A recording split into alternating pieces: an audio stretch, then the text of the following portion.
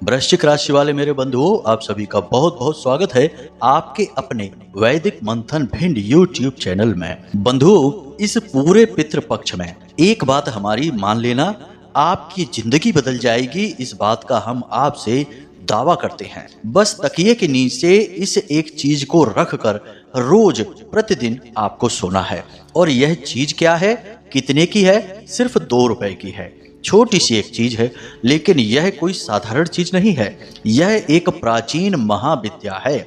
इस चीज के प्रयोग के कुछ विशेष नियम हैं, कुछ संस्कार हैं। छोटे छोटे नियम अवश्य हैं, लेकिन इन नियमों से यह चीज जागृत हो उठती है। और जब आप इसे पितृपक्ष के दौरान अपने तकिए के नीचे रख कर सोते हैं, तो आप जानते ही हैं कि नींद में हमारा सूक्ष्म शरीर ब्रह्मांड के अनंत लोकों की यात्रा करता है, जिसमें वह आपके पितृलोक में भी अवश्य ही जाएगा। तो जब आपके पितरों से उसकी मुलाकात होगी, तब ही आपके जीवन में भयंकर चमत्कार होने शुरू हो जाएंगे। और फिर आपकी हर एक इच्छा, हर एक मनोकामना चुटकियों में पूरी होती आपको स्वयं को दिखाई देगी।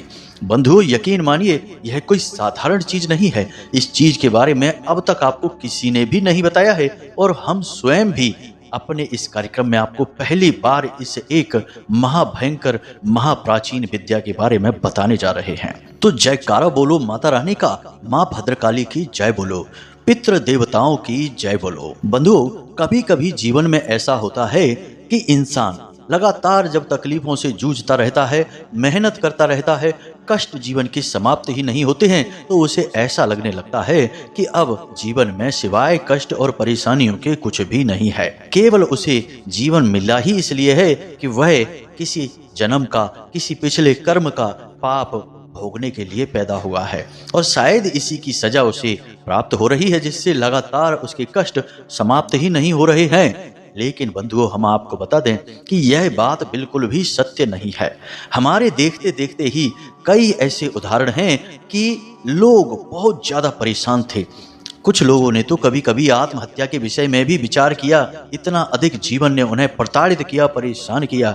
लेकिन जब उन्होंने हिम्मत नहीं हारी, ईश्वर में पूर्ण विश्वास और भरोसा किया, और कुछ छोटे छोटे उपाय जो हमने उन्हें बताए, उन्होंने अपने जीवन में करना शुरू किया, तो अचानक जब उनके पुण्य का घड़ा पूरा भर गया, तो कुछ ऐसा क्रांतिकारी और विस्फोटक उनके जीवन में हो गया कि हर तरफ से उनके जीवन में धन दौलत आनी शुरू हो गई। रिश्ते नातों में भी उनका वर्चस्व मजबूत होने लगा। हर तरफ से उनके जीवन में सुख और शांति आने लगी। बंधुओं, जहां सुमति तहां संपत्ति नाना, हमारे शास्त्रों में यही लिखा है। जब इंसान के पास सुमति आ जाती है, यानी कि ऐसी बौद्धिक क्षमता कि जिससे वह जो निर्णय लेगा वह सही साबित होगा, तो उसके घर में तरह तरह की संपत्तियां आ जाती हैं।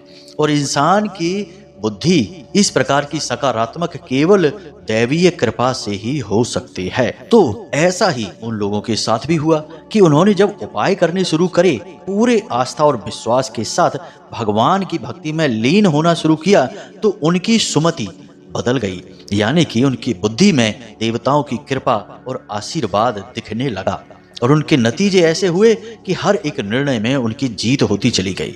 छोटे से छोटे काम की शुरुआत भी की, तो उसमें भी बहुत तरक्की हुई। तो बंधुओं, कहने का मतलब यह है कि हिम्मत कभी जीवन में हारनी नहीं चाहिए, और हर वक्त कुछ न कुछ प्रयास अपनी हार को जीत में बदलने के लिए करते रहना चाहिए।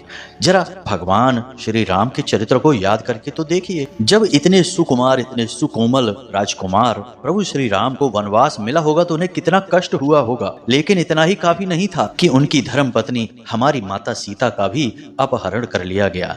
तो बेचारी कितने व्याकुल और परेशान हुए होंगे। अब अगर हिम्मत हार कर बैठ जाते, तो ना तो कभी सीता माता से उनकी भेंट ही हो पाती, और ना ही रावण जैसे महाखली, महादुष्ट, महादुरात्मा का प्राणांत ही कर पाते। तो हिम्मत हारने का कोई भी विकल्प नहीं है। अगर आपने जीवन में हिम्मत हार ली और परिस्थितियों के आगे घुटने टेक दिए, तो असल में आपने ईश्वर के विरुद्ध कार्य किया है। क्योंकि ईश्वर ने भी जब जब इस संसार में जन्म लिया है, तो उसने भी हमेशा संघर्ष को ही प्राथमिकता दी है और अंतिम सांस तक प्रयास किए हैं। तो कहने का मतलब बंधुओं यह है कि हम जो आपको इस एक चीज के बारे में बताने जा रहे हैं, आप इस एक चीज का प्रयोग करना तो शुरू करिए। उसके बाद जो नतीजे आपको मिलने शुरू होंगे उनके बारे में आप हमें बताते जाना। हम आपसे कहते हैं कि आपके जीवन में 100% चमत्कारी सकारात्मक बदलाव होंगे, और जब आपको स्वयं को नतीजे सकारात्मक दिखाई देंगे तो आप खुद ही फिर इसका प्रयोग लगातार करते रहेंगे। प्रत्यक्ष को प्रमाण क्या, हम तो जो बातें कहते हैं वे पूर्ण रूप से प्रामाणिक होती हैं, व्यवहारिक होती हैं, हमारे शास्त्रों से और पुराणों से निकाली गई होती हैं, तो हमें तो पूर्ण भरोसा होता है। बस आप इन्हें उपयोग करके देखिए और आपको भी भरोसा हो ही जाएगा। तो अब आपके मन में यह प्रश्न तो अवश्य उठ रहा है कि आखिर 2 रुपए में कौन सी ऐसी चीज आ जाएगी जिसका इतना जबरदस्त नतीजा निकलेगा, परिणाम होगा, और यदि यह चीज इतनी ही सस्ती है और इतनी ही सरल है तो फिर इसे हर कोई क्यों नहीं प्रयोग करने लगता, तो उसका भी जीवन बदल जाए। लोग क्यों कष्ट सह रहे हैं? तो बंधुओं, आपका सोचना भी बिल्कुल सही है, लेकिन यहाँ पर मूल विषय यह है कि चीज के बारे में जान लेने मात्र से कुछ नहीं हो जाता, हमें उस चीज की ऊर्जाओं को जगाना पड़ता है। ऊर्जाओं को जगाने के बाद ही उस चीज का सही प्रयोग किया जा सकता है, और फिर विधि विधान भी तो कुछ होता है। बिना विधि विधान के तो आप कुछ भी करेंगे सफलता नहीं मिलेगी। अब छोटा सा रुद्राक्ष हो या कोई रत्न हो या फिर अष्ट धातु की बनी हुई एक मामूली सी अंगूठी ही क्यों ना हो, आप उसे भी जब धारण करते हैं तो उसे जागृत करना पड़ता है, प्राण प्रतिष्ठित करना पड़ता है, तभी जाकर उसकी ऊर्जाओं का आपको लाभ मिलना शुरू होता है। तो यूं ही चीजों को प्रयोग कर लेने से कुछ नहीं हो जाता, लेकिन अगर उनकी प्राण जागृति कर दी जाए, उनकी ऊर्जा का मंत्रों के द्वारा जागरण कर दिया जाए, तो उनका बड़ा ही क्रांतिकारी लाभ प्राप्त हो जाता है। जी हाँ बंधुओं, तो बस अब सही समय आ चुका है। यह पितृपक्ष आपके जीवन में भयंकर चमत्कारी परिणाम लेकर आने वाला है, और यह सब कुछ होगा जब आप इस एक चीज का प्रयोग करना शुरू करेंगे। इस कार्यक्रम को बनाने में हमने बहुत मेहनत की है और बहुत सोच समझकर एक एक करके चीजों को आपके लिए व्यवस्थित किया है। अब हम चाहते आपसे बस इतना है कि आप इस कार्यक्रम को अंत तक देखें, इस चीज के बारे में समझें, इसके विधि विधान को समझें। बहुत कम मेहनत लगेगी आपकी, बहुत ही कम प्रयास लगेगा, लेकिन लाभ आपको बहुत अधिक होंगे, हम इस बात की गारंटी देते हैं। अब यदि आप इसे देखेंगे, समझेंगे, जीवन में खुशियां हासिल करेंगे, तो हमें लगेगा कि हमारा प्रयास सफल हो रहा है, माता रानी के प्रति हमारी भक्ति भी सफल हो रही है, क्योंकि उन्हीं की प्रेरणा से, उनके आशीर्वाद से ही तो हम ऐसे अद्भुत कार्यक्रमों का निर्माण कर पाते हैं। तो उम्मीद करते हैं कि आप अंत तक अवश्य ठहरेंगे, इस कार्यक्रम में बताई गई जानकारी का पूरा लाभ अवश्य लेंगे और हमारी भावनाओं को भी निश्चित ही समझेंगे, क्योंकि हम जो भी कार्य करते हैं वह पवित्र भावनाओं से ही करते हैं, माता रानी को समर्पित करते हुए ही करते हैं। जी हाँ बंधुओं, तो चलिए आज के इस विशेष क्रांतिकारी कार्यक्रम की शुरुआत करते हैं, लेकिन इससे पहले हम चाहते हैं कि माता रानी को धन्यवाद करें, आभार करें, क्योंकि उनकी कृपा और आशीर्वाद के बिना तो इस संसार में कुछ भी संभव नहीं है। स्वयं शिव भी जिनके बिना सबके समान है, ऐसी हमारी परम कृपालु, परम भक्त वत्सल माता श्री भद्रकाली को याद करते हुए कमेंट बॉक्स में पूरे भक्ति भाव से लिखिए, जय माँ भद्रकाली कृपा करो।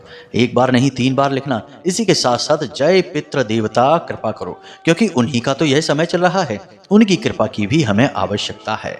इसी के साथ साथ बंधु, यदि आप इस चैनल कार्यक्रम पर पहली बार आए हैं तो आप इस चैनल को सब्सक्राइब अवश्य कर लें। बगल में जो सब्सक्राइब का बटन लगा है ना, उसे अभी दबा दें। ऐसा करते ही आप हमारे और माता रानी के इस दिव्य परिवार के सदस्य बन जाएंगे, सीधे धाम से जुड़ जाएंगे। और जैसे ही आप यह कार्य करेंगे, आप तुरंत यानी कल से ही अपने जीवन में सकारात्मक बदलावों की ऊर्जा को महसूस कर पाएंगे, क्योंकि आप माता रानी के परिवार के सदस्य बन चुके हैं। तो चलिए जल्दी से चैनल को सब्सक्राइब करिए, फिर आगे बढ़ते हैं। तो बंधुओं, अब ध्यान से सुनिए, यह जो पितृपक्ष है, इस पितृपक्ष में आपके जो पितृगण हैं, पुरखे पूर्वज हैं, वे स्वयं चलकर आपके पास आ रहे हैं। ऐसा उन्हें भगवान श्री हरि विष्णु ने स्वयं आशीर्वाद दिया है। और पितरों के जो देवता हैं, जिनका नाम आर्यमा है, वे स्वयं ही हर एक पितृ को उनके विशेष कुल और घर में भेजते हैं, ताकि वे अपने वंशजों के जीवन के बारे में देख सकें, उनके जीवन का आकलन कर सकें, और यदि उनके वंशज उन्हें प्रसन्न करने के लिए प्रयास कर रहे हैं तो उन्हें बरकत का आशीर्वाद दें, और यदि नहीं कर रहे हैं तो बेचारे निराश होकर लौट जाते हैं। तो कहने का मतलब यह है कि यह जो 16 दिन का पितृपक्ष है, यह आपके लिए एक सुनहरा अवसर है जब आप अपने पितृ देवताओं से बहुत कुछ हासिल कर सकते हैं। याद रखना कि श्रीमद् भागवतम में पितरों को प्रथम गण कहा गया है, यानी कि हर एक व्यक्ति के जीवन के सबसे पहले प्रथम पूज्य देवता यदि कोई हैं तो उनके पितृ देवता ही हैं। यानी कि इस सुनहरे अवसर को आपको पूरी तरह से भुनाना है, इसे किसी भी तरीके से आपको मिस नहीं करना है। तो अब यह कार्य आप करेंगे कैसे, सोचने का विषय यह है। वैसे तो आप सामान्य क्रियाएं करेंगे ही। हमने पिछले कार्यक्रम में आपको पंचबली संस्कार के विषय में भी बताया था, उसे भी आप पितृपक्ष में एक बार अवश्य जरूर कर लेना। लेकिन आज के इस कार्यक्रम में हम जो आपको अद्भुत चमत्कारी चीज के बारे में बताने जा रहे हैं, इसे आप प्रतिदिन करें। कोई मेहनत नहीं लगनी है, केवल एक बार प्रयास करना है, उसके बाद प्रतिदिन आपको उसी प्रयास को दोहराते रहना है। तो बंधुओं, अब जरा ध्यान से सुनिए। यहाँ पर हम बात करने वाले हैं पितृ देवता से जुड़े हुए यंत्र के बारे में। अब यह यंत्र क्या होता है, जरा इसके विषय में आप समझिए। यंत्र जैसे कि मशीन को ही हम हिंदी में यंत्र कहते हैं। अब जिस प्रकार यंत्र कार्य करता है, उसी प्रकार देवी देवताओं से जुड़े हुए यंत्र भी कार्य करते हैं। हर एक देवी देवता का अपना विशेष यंत्र होता है। अब उसे हम यंत्र इसलिए कहते हैं क्योंकि उस यंत्र के अंदर एक विशेष तरीके का पैटर्न बना होता है, यानी एक आकृति बनी होती है, और उस आकृति के अनुसार उसमें कुछ विशेष अंक लिखे गए होते हैं। अब उन आकृति के अनुसार उन अंकों की ऊर्जा कुछ इस प्रकार से प्रवाहित होती है जो उस दिव्य शक्ति को आकर्षित करती है। कहने का मतलब यह है कि आपका मोबाइल फोन है, यह भी एक यंत्र है। अब मोबाइल के टावर से निकलने वाली जो तरंगे हैं, उन्हें हर एक यंत्र से नहीं पकड़ा जाता, लेकिन आपका मोबाइल फोन उन तरंगों को आसानी से पकड़ लेता है। इसीलिए आपको बिना किसी तार के कनेक्शन के यूं ही बात करने को मिल जाती है, तस्वीरें देखने को मिल जाती हैं। मोबाइल फोन में जो भी कुछ आता है वह हवा में ही तो तैर कर आता है। अब मोबाइल फोन उन्हें कैच कर लेता है, पकड़ लेता है, लेकिन यह कैसे करता है? क्योंकि मोबाइल के अंदर कुछ इस प्रकार की मशीनी व्यवस्था होती है जो उन तरंगों को पहचान कर उन्हें कैच कर लेती है और अपना काम करती है। तो ठीक इसी प्रकार जो यंत्र होते हैं, जो हमारे हिंदू धर्म में वैदिक परंपरा के अनुसार बनाए जाते हैं, इन यंत्रों के अंदर भी अंकों की, संख्याओं की कुछ ऐसी व्यवस्था, यांत्रिकी बैठाई जाती है जिससे कि देवी देवताओं की ऊर्जा तुरंत खिंची चली आती है। अब हम यह नहीं कहेंगे कि देवी देवता स्वयं खींचे चले आते हैं, क्योंकि देवी देवताओं को खींचकर ला पाना इतना आसान नहीं है। यह तो लगभग असंभव सा कार्य है। सैकड़ों वर्षों का तप करने से भी देवी देवता सिर्फ प्रकट होते हैं, दर्शन देते हैं, खींचकर नहीं आते हैं। खींच कर लाना शब्द अच्छा भी नहीं लगता है किसी देवी देवता के लिए, तो हम यह कहेंगे कि उनकी ऊर्जा यहाँ तक आ जाती है। जी हाँ बंधुओं, आकर्षित होकर। तो अब जब किसी देवी देवता के विशेष यंत्र को आप किसी विशेष विधि के साथ प्रयोग करना शुरू करते हैं, तो वह देवी देवता की विशेष ऊर्जा, सकारात्मक शक्ति आपके आसपास विचरण करना शुरू कर देती है। और जब वह आपके आसपास विचरण करेगी तो वह आपसे संपर्क करने की भी कोशिश करेगी, और जब संपर्क करेगी तो फिर वह आपकी मनोकामनाएं भी निश्चित पूरी करेगी जो आपके मन में चल रही हैं। यही है रहस्य इस प्रयोग का। तो अब आपको सारी बातें ध्यान से समझनी हैं। अभी तक हमने आपको जितने भी यंत्र बताए हैं, उन सब को हमने आपको भोजपत्र पर अनार की कलम से अष्टगंध की स्याही पर बनाने के लिए बोला है। कई और यंत्रों के बारे में भी हमने पहले पुराने कार्यक्रमों में आपको बताया है, लेकिन यह यंत्र बहुत ही सरल है, बहुत ही आसान है। लेकिन इसका मतलब यह नहीं कि यह शक्तिशाली नहीं है, शक्तिशाली भी बहुत अधिक है। अब जिस देवी देवता की जो मांग होती है, हम उसी मांग के अनुसार ही तो उसके लिए यंत्र, तंत्र और मंत्र की व्यवस्थाएं करते हैं। तो पितृ देवताओं की जो मांग है उसके अनुसार, अब पितृ देवताओं का जो रंग होता है वह सफेद और लाल होता है। तो अब आपको इस यंत्र को बनाने के लिए सफेद रंग का एक कागज चाहिए।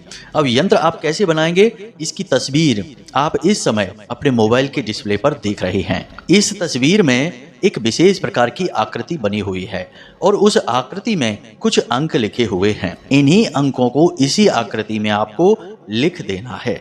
बहुत ही सरल है, पेंसिल से ही बनाया गया यह यंत्र है और सफेद रंग के कागज पर लाल रंग की कलम से बनाया गया है। आपको भी बस बिल्कुल ऐसे ही बना देना है इसको। अब यह कार्य आप पितृ पक्ष में किसी भी दिन कर सकते हैं। जब आप इस कार्यक्रम को सुन रहे हैं उसी दिन आप इसे कर सकते हैं। अब जब आप इस यंत्र को बनाने का मन बना लें तो ध्यान से सुने कि आपको क्या क्या चीजों की आवश्यकता है। तो सबसे पहले सफेद रंग का एक कागज, फिर लाल रंग की एक कलम, और उसके बाद थोड़ा सा गंगा जल, तुलसी के कुछ पत्ते और गाय के घी का एक दीपक और भगवान श्री हरि विष्णु नारायण की और माता लक्ष्मी के साथ में एक तस्वीर। इतनी चीजों की आपको आवश्यकता है। अब आप यह कार्यक्रम शाम के समय करेंगे, सूर्यास्त के बाद, यानी रात्रि में। ज्यादा रात्रि ना करें, 8-9 बजे के आसपास यह कार्यक्रम आप कर सकते हैं। तो आपको करना क्या है, स्नान आदि करने के बाद आपको भगवान के सामने बैठना है, यानी कि एक चौकी लगानी है और उस चौकी पर भगवान को स्थापित करना है। पीले रंग का वस्त्र बिछाएं और उसके ऊपर भगवान नारायण की तस्वीर को रखें। फिर उन्हें पीले रंग के पुष्प चढ़ाएं और गाय के घी का एक दीपक जलाएं। गाय का घी का दीपक जलाने के बाद उन्हें पुष्प आदि अर्पित करने के बाद फिर आप वहीं पर बैठकर इस कागज पर, सफेद रंग के एक कागज पर, छोटा सा कागज होना चाहिए, उस कागज पर आप इस यंत्र को बनाएंगे। छोटा सा ही यंत्र बनाएं। यंत्र का आकार 4 इंच बाई 4 इंच होना चाहिए, इससे बड़ा नहीं। अब इस यंत्र को आपने बना लिया। यंत्र को बनाने के बाद इसके पीछे की ओर जहां यह कागज कोरा होगा वहां पर आपको 9 बार इस मंत्र को लिखना है। याद रखना 9 पितरों का अंक होता है, तो 9 बार आपको इस मंत्र को लिखना है। मंत्र कौन सा है, आपके मोबाइल की स्क्रीन पर दिखाई दे रहा है, ध्यान से देखें। ओम श्री सर्व पितृ देवताभ्यो नमो नमः। मंत्र एक बार फिर से ध्यान से सुने। ओम श्री सर्व पितृ देवताभ्यो नमो नमः। इस मंत्र को आपको लिखना है। छोटे छोटे अंकों में आप लिखें, हैंड राइटिंग खराब होने की चिंता ना करें, आप बस इसे लिख डालें। अब यह आपका यंत्र पूर्ण रूप से तैयार हो चुका है। अब आप इस यंत्र पर थोड़ी सी गंधाक्षत लगा दें। गंधाक्षत का मतलब होता है कि पूजा में एक विशेष इत्र का प्रयोग किया जाता है जो पूजा पाठ की दुकानों पर ही मिलता है। उस इत्र को आप थोड़ा सा इस पर लगा दें। उसके बाद थोड़ी सी हल्दी और चंदन लगाकर इस यंत्र का आप पूजन करें। उसके बाद इस यंत्र को भगवान श्री हरि विष्णु के नारायण के चरणों में रख दें, क्योंकि पितरों के देवता पूजनीय तो नारायण ही हैं। हालांकि उनके अधिपति ऋषि कश्यप और माता अदिति के पुत्र आर्यमा हैं, लेकिन वे अधिपति हैं, देवता नहीं। देवता हैं भगवान नारायण। अब आपको इस यंत्र को भगवान के चरणों में रख देना है। कुछ समय के लिए इसे रखा छोड़ दें। उसके बाद जब आप सोने के लिए जाएं अपने बिस्तर में, तब आपको क्या करना है, इसे ध्यान से समझिए। फिर इसके बाद कुछ इसके संकेत आपको मिलेंगे कि आपके पितृ देवता आपसे प्रसन्न हैं, आपके साथ आपकी समस्याओं में खड़े हैं और आपकी समस्याओं का समाधान भी कर रहे हैं। अभी हमारी प्रक्रिया पूरी नहीं हुई है, तो ध्यान से सारी बातों को समझते चलना है। अब आपके जीवन में जो समस्या चल रही है, सबसे बड़ी समस्या है, चाहे वह कर्जे की समस्या है, संतान प्राप्ति की समस्या है, ये नौकरी की समस्या है, जो भी आपकी समस्या सबसे बड़ी है, मूलभूत समस्या है, आप उस समस्या के बारे में विचार करते रहेंगे। सोने जाने से आधे घंटे पहले आप किसी से भी कोई बात नहीं करेंगे, मोबाइल फोन नहीं देखेंगे। अगर बात करना पड़े ही तो कम से कम शब्दों में जवाब देंगे। अपनी तरफ से किसी से कोई चर्चा नहीं करेंगे। कहने का मतलब यह है कि आप अपने मन को, अपने चित्त को शांत करने की पूरी कोशिश करेंगे और अपने जीवन की समस्या के बारे में और पितरों के माध्यम से समस्या का समाधान करने के बारे में विचार करेंगे। आपके पितृ देवता तो आपके आसपास हैं ही, उन्हें मन ही मन बताते रहेंगे कि हे भगवान, हे हमारे पूर्वज देवताओं, हमारी समस्या का समाधान करो। हम कर्जे से बहुत परेशान हैं, हमारी दुकान बिल्कुल नहीं चल रही है, हमें नौकरी चाहिए, जो भी आपकी समस्या है। इस तरह मन ही मन इसके विषय में चर्चा करते रहें, बात करते रहें, विचार करते रहें। बंधु, बात बहुत गंभीर बता रहे हैं हम, तो आप इसे हल्के में मत लेना। जैसा हम बोल रहे हैं बिल्कुल वैसा ही आप करना, तो पहले ही दिन से आपको प्रमाण मिलेगा, हम गारंटी देते हैं। इसके बाद जब आप रात्रि में सोने जा रहे हैं, यानी आधा घंटा आपने विचार किया, उसके बाद आप सीधे अपने बिस्तर में गए। खाना आपको हल्का खाना है और हो सके तो सूर्यास्त से पहले ही आप खाना खा लें तो ज़्यादा बेहतर रहेगा, क्योंकि जब आप सोने जाएंगे उस समय आपका पेट थोड़ा सा हल्का रहेगा। अब आपको क्या करना है कि उस यंत्र को उठाना है और उसे सफ़ेद रंग के किसी अन्य कागज के बीच में रख लेना है। उसे फोल्ड करके रखें या सीधा रखें, ज़्यादा फोल्ड ना करें, एक बार ही मोड़ें अगर मोड़ना है, या सीधा रख सकते हैं तो अति उत्तम होगा। साथ ही तुलसी मैया की भी पत्तियां जो आपने तोड़ी थी दिन में, उन पत्तियों को भी उसी यंत्र के साथ उस कागज के बीच में दबा दें। अब आपको यह सामग्री अपने तकिए के नीचे चुपचाप रखनी है, कोई आपको यह करते देखे ना, कोई आपको टोके ना। उसके बाद आप सीधे होकर लेट जाएं, अपनी छाती पर दोनों हाथ रखें और पितृ देवताओं से प्रार्थना करें कि हे पितृ देवता, हमारे पुरखे पूर्वज, हम इस समस्या से बहुत परेशान हैं, हमारी इस समस्या का समाधान करिए और हमें आज की रात में दर्शन देकर संतुष्ट करिए कि आप हमारे साथ हैं। इस तरह से आपको निवेदन करना है।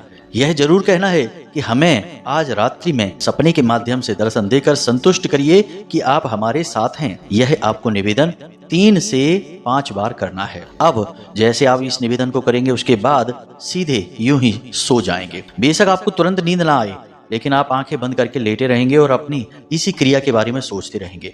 धीरे धीरे थोड़े समय में आपको नींद आ जाएगी। हम आपको गारंटी के साथ कहते हैं कि रात्रि में सपने में आपके पितृ पूर्वज किसी न किसी रूप में आपको अवश्य दिखाई देंगे। अब कैसे दिखेंगे, जरा ध्यान से सुनिए। आपका जो भी पुरखे पूर्वज हैं जो आपसे बहुत नजदीक थे, वे आपको सपने के माध्यम से दिखाई देंगे, जो पितृलोक में रहते हैं। या फिर भगवान भोलेनाथ दिखाई दे सकते हैं, या फिर कोई सांप दिखाई दे सकता है, या त्रिशूल दिखाई देगा, या किसी मंदिर का शिखर या शिवलिंग दिखाई देगा। ये सारी चीजों में से कुछ ना कुछ आपको अवश्य निश्चित तौर पर दिखाई ही देगा। अब हो सकता है कि पहली रात नहीं तो दूसरी रात, 3 रातों के अंदर अंदर आपके पितृ देवता आपको 100% गारंटी से सपने में दर्शन देंगे। और यदि पितृ देवता स्वयं दर्शन देते हैं, आपके पुरखे पूर्वज आपको स्वयं दर्शन देते हैं, तो वे आपसे बात भी करेंगे, आपको देखकर मुस्कुराएंगे भी। कई बार हमने यह भी देखा है कि कुछ लोगों के सिर पर हाथ फेरते हैं और उनसे कहते हैं कि तुम चिंता ना करो, हम तुम्हारे साथ हैं। ऐसी स्थिति में पितृ देवता पूरा साथ देते हैं और कुछ ही दिनों में पूरी समस्या जीवन की गायब हो जाती है। याद रखना कि जब आप किसी दिव्य शक्ति के संपर्क में आते हैं तो बेशक आपने कामना की है कि एक समस्या है, इसे दूर कर दो भगवान, लेकिन जब भगवान आएंगे तो एक ही समस्या का समाधान थोड़े ही करेंगे, फिर तो हर समस्या का समाधान होगा। यह तो बिल्कुल वैसा ही है कि जब आप अपने घर की सफाई करना शुरू करेंगे तो क्या एक ही कमरे की सफाई थोड़े ही करेंगे, आप तो पूरे घर की सफाई ही करेंगे। अब बेशक चाहे आपका मन उस एक कमरे को देखकर सफाई का हुआ हो कि भाई इस कमरे में बहुत गंदगी है, चलो आज सफाई का काम करते हैं, लेकिन फिर आप पूरे घर की ही सफाई करेंगे, पूरे घर को ही चमकाएंगे। तो वैसे ही जब देवी देवता आपके साथ आएंगे तो आपकी एक समस्या की वजह से ही आपकी ओर आकर्षित होंगे, लेकिन खाली एक समस्या का ही समाधान नहीं होगा, फिर हर समस्या का समाधान होगा, हर तरह से आपको सुख प्राप्त होगा। अब आप इस प्रयोग को करिए जरूर। अब अगले दिन आपको क्या करना है, तुलसी के जो 2 पत्ते आपने वहां रखे थे, उन पत्तों को आपको उठाकर तुलसी मैया के ही जो मिट्टी है उसमें दबा देना है अगले दिन। लेकिन यह कार्य आप स्नान करके करेंगे, यानी सुबह सूर्योदय से पहले जागें और उन पत्तों को उठाएं और तुलसी मैया के चरणों में समर्पित कर दें, यानी मिट्टी में दबा दें। उसके बाद तुलसी मैया को धन्यवाद अवश्य दें। एक बात हम यहाँ पर बताना भूल गए कि जब आप तुलसी मैया से पत्ते लेंगे, यानी दिन में 2 पत्ते तोड़ेंगे, उस समय आपको तुलसी मैया के चरणों में सिक्का अवश्य रखना है 1, और उस सिक्के को अगले दिन आप अपने पूजा घर में रख दें। और जब ये सिक्के पूरे पितृपक्ष में जमा हो जाएं तो एक छोटी मोटी रकम बन जाएगी। इस रकम को मंदिर में जाकर दान कर दें, या कन्याओं को छोटा मोटा भोजन करा दें, कुछ उपहार दे दें, चॉकलेट दिलवा दें, छोटी कन्याओं को, 9 साल से कम उम्र की कन्याओं को। अब आपने यहाँ तक जान लिया कि सिक्के का क्या करना है, तुलसी मैया के पत्तों का क्या करना है। अब यही यंत्र बचा। अब इस यंत्र को आपको उठाकर वापस से पूजा घर में भगवान नारायण के चरणों में रख देना है और नारायण से, भगवान से ऐसा निवेदन करना है कि हे भगवान, हमारे इस प्रयोग को कामयाब बनाइए।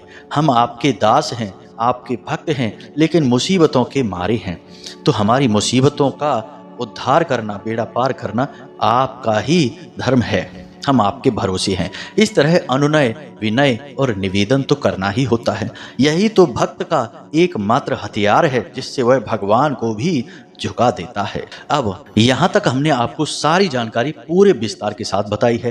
फिर भी यदि अब आपको कोई मन में प्रश्न उठे तो आप बेफिक्र होकर व्हाट्सएप नंबर पर मैसेज करके पूछ सकते हैं, या फिर कमेंट बॉक्स में मैसेज करके पूछ सकते हैं। हम समय मिलने पर आपकी समस्याओं का समाधान अवश्य करेंगे। इसी के साथ साथ आज के इस वीडियो को समाप्त करते हैं। आपका जीवन शुभ हो और खुशियों से भरा रहे।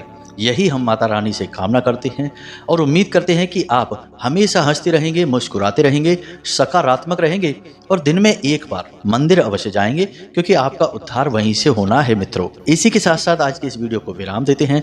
मिलते हैं अगले ज्ञानवर्धक कार्यक्रम में। तब तक के लिए धन्यवाद। जय माई की जय, माँ भद्रकाली। माता रानी आपका कल्याण करें।